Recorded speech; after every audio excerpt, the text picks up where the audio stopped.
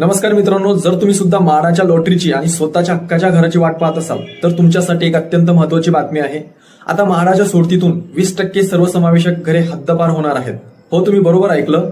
राज्य सरकारने नुकताच एक मोठा शासन निर्णय काढला आहे, ज्यामुळे घरांच्या वाटपाचे म्हाडाचे अधिकार काढून घेण्यात आले आहे।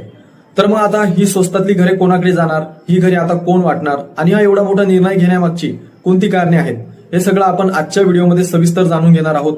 हा व्हिडिओ प्रत्येक घर घेणाऱ्या माणसासाठी खूप महत्त्वाचा आहे, त्यामुळे व्हिडिओ शेवटपर्यंत नक्की पहा। आणि हो, चॅनलवर नवीन असाल तर चॅनलला सबस्क्राईब करून बेल आयकॉनचे बटन नक्की दाबा।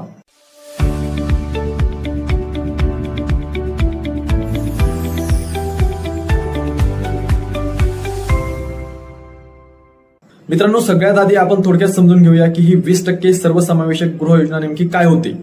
2013 मध्ये राज्य सरकारने एक नियम आणला होता। त्यानुसार मुंबई वगळून ज्या महापालिकांची लोकसंख्या 10 लाखांपेक्षा जास्त आहे, तिथे जर एखाद्या बिल्डरने 4000 चौरस मीटरपेक्षा मोठा प्रोजेक्ट बांधला तर त्याला त्यातील 20% घरे ही आर्थिक दुर्बल घटकांसाठी राखीव ठेवावी लागायची। ही घरे म्हाडाला मिळायची आणि मग म्हाडा आपल्या लॉटरीद्वारे सर्वसामान्यांना अत्यंत परवडणाऱ्या दरात ती घरे उपलब्ध करून द्यायची। खासगी बिल्डरच्या मोठ्या आणि चांगल्या प्रोजेक्टमध्ये स्वस्तात घर मिळत असल्यामुळे म्हाडाच्या या सोडतीला लोकांचा तुफान प्रतिसाद मिळायचा। पण आता गेम चेंज झालाय। नगर विकास विभागाने म्हाडाचे अधिकार काढून घेतले आहेत।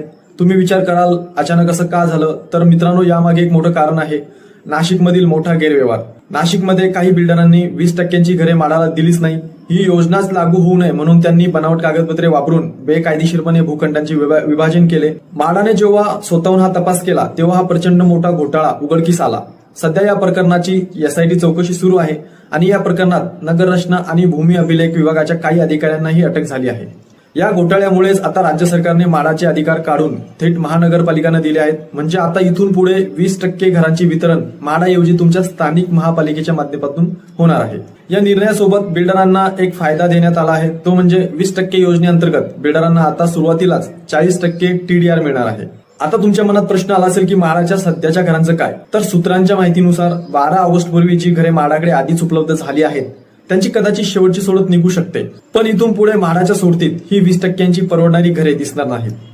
या नव्या निर्णयावर नागरिकांना आणि संबंधितांना 30 दिवसांच्या आत आपल्या हरकती आणि सूचना नोंदवता येणार आहे। तर मित्रांनो, तुम्हाला काय वाटतं, म्हाडाकडून अधिकार काढून महापालिकेला दिल्याने या योजनेत खरोखरच पारदर्शकता येईल का, की भ्रष्टाचाराचे अजून नवी मार्ग खुले होतील? तुमचं मत खाली कमेंटमध्ये नक्की सांगा।